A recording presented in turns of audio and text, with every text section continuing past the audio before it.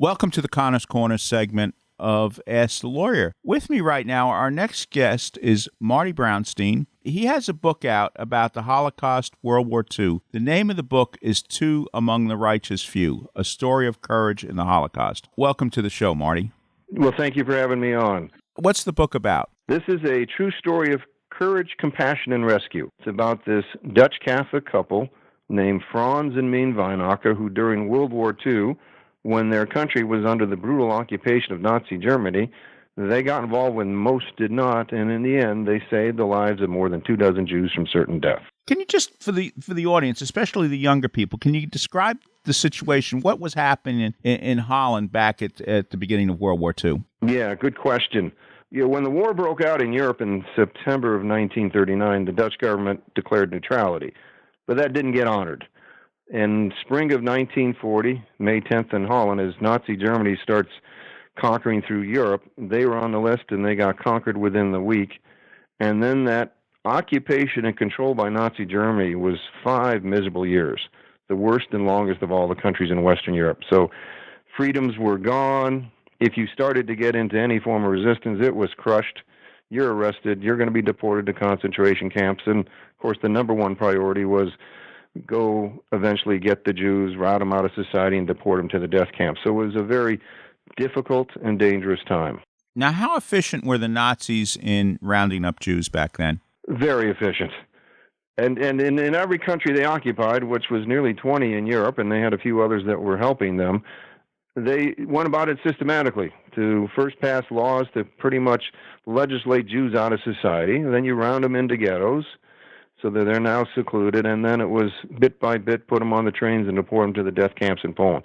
So they were very, very efficient, and most people don't know what's going to happen, and the Jews don't. They're not telling the world what they're doing, and so they could do it, and if anyone sensed that doom was coming, as some do, your only hope was going to hiding in most cases, and who's going to help? Not many were willing to help. That's why the book's Two Among the Righteous Few, not Two Among the Righteous Many. Who was this couple, the Wijnakkers? Who were they? Yeah, good question. Ordinary people who end up doing something very extraordinary. They were just this young married couple. By the end of 1942, they already had 4 small children under the age of 5 and just living in the countryside. And after the war broke out, Frans was a laborer at a grain mill nearby, and he took a leave of absence. And he starts this black market business of selling meat and eggs to people in the cities. That's a 2-hour train ride west for him. And he was a good salesman doing it. And, of course, if you get caught, you're going to be thrown into jail. Meat and eggs was scarce in the country, too, when he's doing this, because the Germans had taken away a lot of the cattle and chickens for their own needs. And spring of 1943, as he's on one of his business trips in Amsterdam, this is how it all started, a call for help. This customer he'd done business with before he leaves the meeting, says, "Would you be willing to help?" And he explains, we've got this young Jewish girl hiding here in Amsterdam. Would you take her home for, say, 3 weeks to the countryside where you live? And Frans innocently said yes. And that's how it all began. That's how it starts. He takes this young girl into his home. What kind of danger was he in doing that, and his wife? Yes. And in the beginning, interesting enough, they don't know. They're somewhat naive about it. But it picks up over time. But if the Nazi authorities found out, and they actually paid people to rat others out, and people were doing that, you got thrown into prison, if not deported to concentration camps. In Poland, often you got executed on the spot and hung up in the neighborhood. So the dangers will increase over time because it didn't just end with one person. It picks up over time, and then they got the sense of what this was, and they had to certainly be very careful of. In time, which was very interesting, Frans also will build a rescue network in their local little towns, recruiting others to take Jews into their homes. And at the height of this, they often had up to 10 Jewish refugees in their own home with their 4 small children. So it went on for 2 years that they lived on this edge of danger and risk. Now, again, the neighbors, people were paid to rat them out. So what did they tell the neighbors? Yes. Some know. Here's the advantage you have in the countryside versus city. People aren't living close, on top of each other. So homes are more spread out. So not everybody sees what they're doing, but part of small town living, people know of each other, and there's the subject of a lot of gossip during this period. Because if you come to the Wijnakker home, The door is usually locked. We're in the countryside. Nobody locks the door. Knock and just come on in. And the shades were generally down during the day, not just at night as they were ordered to do. And so they were subject to gossip. But in those days, 1940s, people in the area didn't travel anywhere. And anyone that came from outside the area, the city folk, came by train, they were just so different. So luckily in their area, there were no Dutch Nazis who would have betrayed them instantly. And so people generally, even if they didn't know, they would be quiet in front of a stranger. And so luckily the neighbors, and some will end up helping as taking people in temporarily, they don't get betrayed. But that was good fortune. It only took one, and there will be some local antagonists that they have to worry about too. You mentioned something, Dutch Nazis. Yes. There were people who corroborated. Absolutely. What's happening in the 1930s, before the war breaks out in Europe, is these little fascist and Nazi-like parties were starting to get formed. It wasn't just happening in Germany, where Hitler's now coming to power, in Italy, where Mussolini is in power. They were springing up in many countries, including one in the United States, and the one in the Netherlands was known by its initials NSB. Small in number prior to the war. Once the occupation by Nazi Germany was in full force, they became the third largest Nazi party in all of Europe. So through this period, you didn't just have to worry about the Germans who were in the country running it. You sometimes had to worry much about your fellow Dutch. All right. Well, when you started, they took in one person. How did it grow? What happened? Yes. In a short period of time, this one person, they only knew her by her false name, Freitja. They find out she's got a younger brother hiding in Amsterdam, and Mien tells Frans, go get him too. And then word starts to spread, and two former teachers come out from Amsterdam with a girl that's 17 who happens to be Jewish, and Frans and Mien say yes. And then came the pivotal moment. A stranger showed up in their doorstep one day. He doesn't say what his real name is. He goes by this code name Long John, and he recruits them, and he's asking them, will you be willing to help?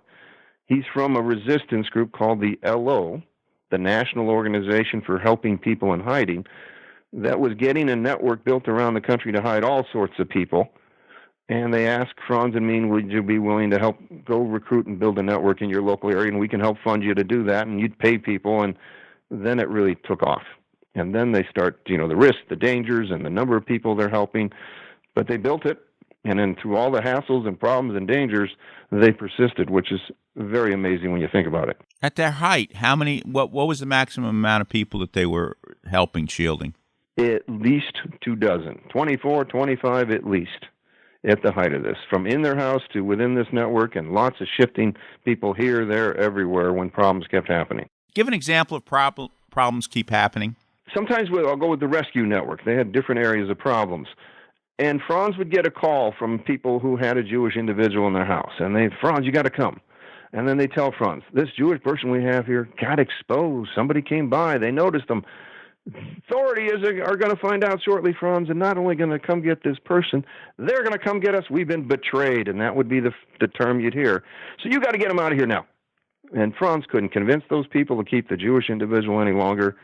Mad scramble, and it was always go try to find another place. And sometimes the Wijnakkers took that person in their own house temporarily till they could find another place and get that person in there.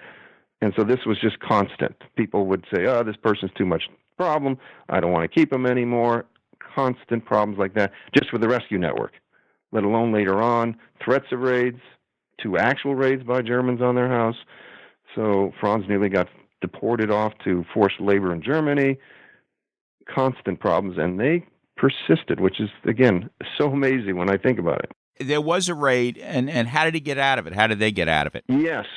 One of the things that helped, the first adults that they took into hiding was this young married Jewish couple, the Bars couple, and the husband, Lou, was an architect. And the LO helped them get out of Amsterdam in the fall of 43. Lou designed and then worked with Frans to build a hiding room within their house. So they practiced that pounding on the door. You knew that certain knock. Everybody in the house could go like a fire drill real fast to get in the hiding room. So the very first raid where the SS show up, they had the knock on the door, and they got in there in under a minute. And then when the S2 officers come in, and they're pounding on walls and all that, you couldn't notice that if you'd never been in the house before. And Frans and Mien stayed cool, calm, and collected. And just talking away with them like they're just some friendly neighbors who just stopped by. And, of course, that didn't arouse any suspicion. And after a while, they just left and said, we may come back. But, they dodged the bullet. This sounds incredible. Yes, but let's say the SS knocks on the door, and it's got to be extraordinarily difficult to get through that. Absolutely. No, good insight. That's what makes it so amazing that most people would have been panic-stricken because they're not coming in to pay a friendly visit whatsoever. And they weren't very friendly at all. And Frans and Mien in one instance of that first raid, there were two, one of the SS officers, their arrogance helps. He sees a picture on the wall. What you're not supposed to do is have any symbols of nationalism or royalty. And the picture he sees on the wall is Princess Juliana, the daughter of the Queen. And he looks at it very carefully, and then he turns to Mien, and he says, "Who is that?" And she says, "That's my sister. Can't you tell?" Oh.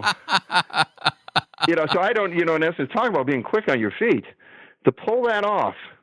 And so there was the other raid. Frans immediately wants to say to them, "Hey, you guys want some sausage and beer?" And no, they're soldiers. They're looking. They thought they saw some chickens. They're looking for eggs. Guy next door, I think, has some chickens. And he just walks them right out of the house to it, and they end up coming back in. It's just, whoa.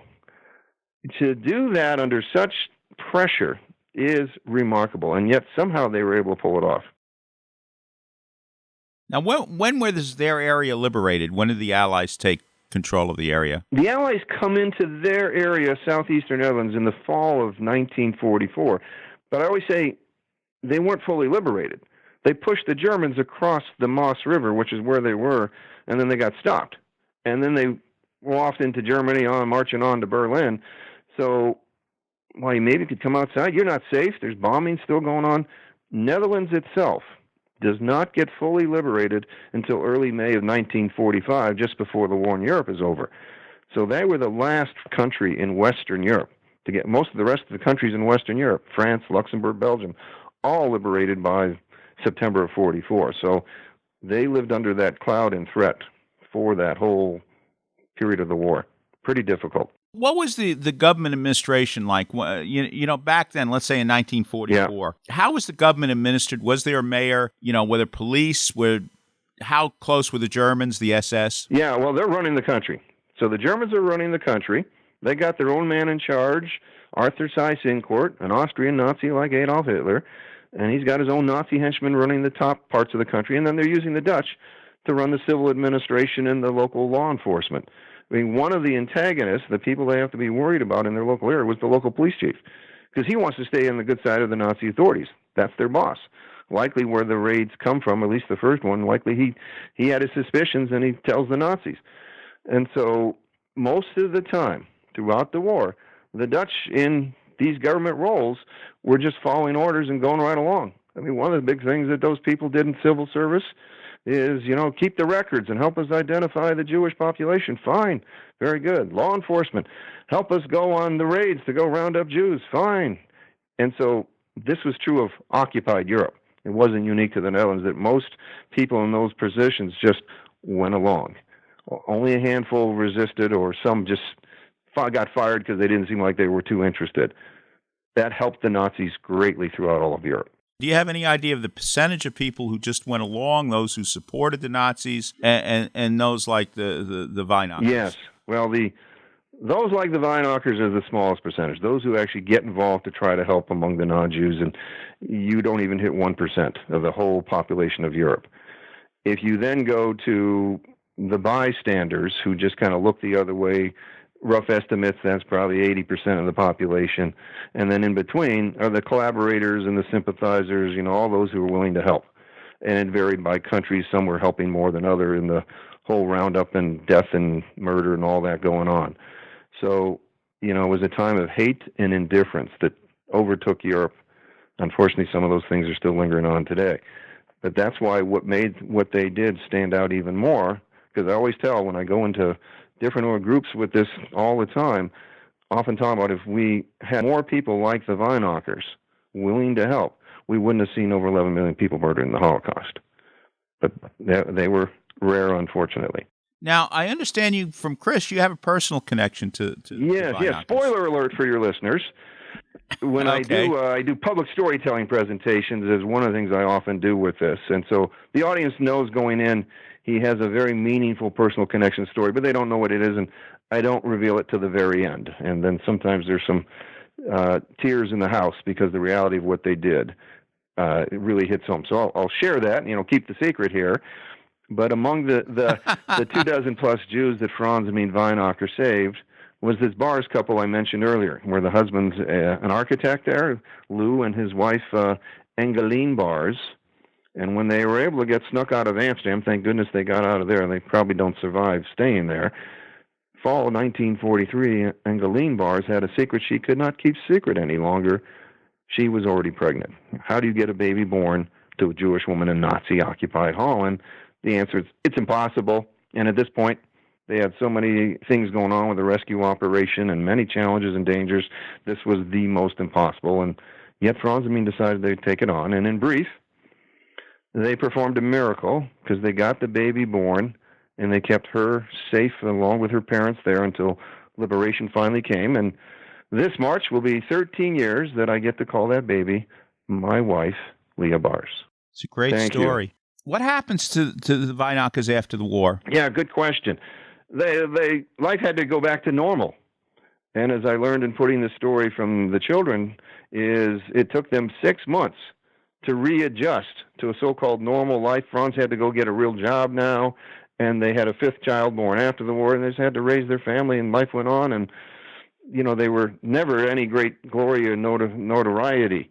And that was their lives until, they lived to their Mien died earlier. She died only in her 60s from heart condition. Frans lived a full life into his 80s. But interesting enough, and this goes to the title of the book, years later, thanks to some of the people they rescued, they sent information to Yad Vashem, the Holocaust Museum in Israel, and its function that creates this honor called Righteous Among the Nations, where the word righteous comes from the book title. And they were given this official recognition. And this is the recognition that goes to the non-Jews who, during the course of the Holocaust, risked their own lives to try to help save the lives of Jews. Even if people aren't familiar with the term, they're often familiar with one of those righteous, Oskar Schindler. Frans and Mien Wijnakker actually got their official recognition 10 years before Oskar Schindler's came.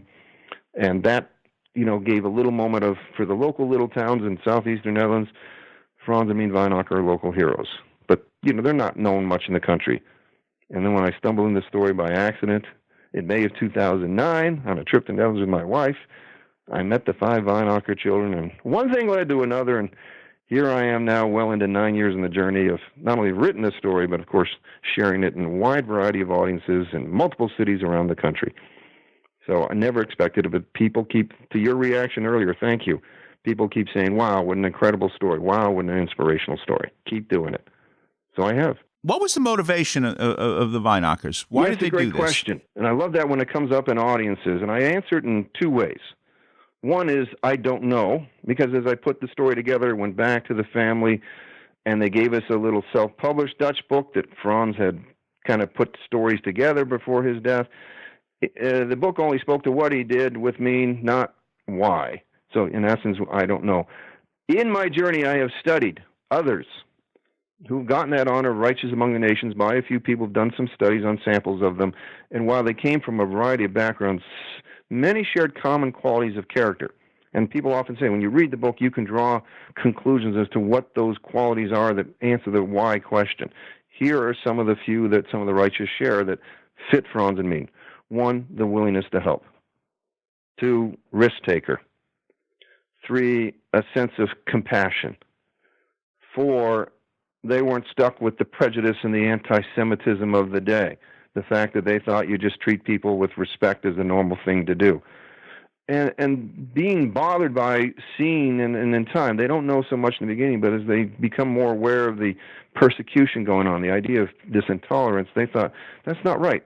You should try to help. And certainly a strong sense of ethics is part of their own makeup. Those kinds of factors that many of the righteous shared, I think fit Frans and Mien and probably answer the question why. Call for help came. Instead of running from it or turning people into the authorities, as some would do, they thought you're supposed to help. Now, did they know when they were doing this? I mean, you hear a lot of stories. Did they know what would happen to their ward, so to speak, if they were captured? Not initially, but in time, yes. As it picked up, they knew that the danger was hanging over their heads. And what would happen if they got caught, and potentially their 4 little children could be pulled away too. And that they never it never hung in there as an obstacle. They just seemed to push it aside. For the people they helped save, most of them viewed Frans and Mien as just very selfless. So whatever their worry or fears were, they kept it privately to themselves. It didn't stop them. They just thought this was some kind of mission to keep going. The name of the book, Two Among the Righteous Few, A Story of Courage in the Holocaust. The author, Marty Brounstein. Thank you for being on Connor's Corner. My pleasure. Thank you for having me.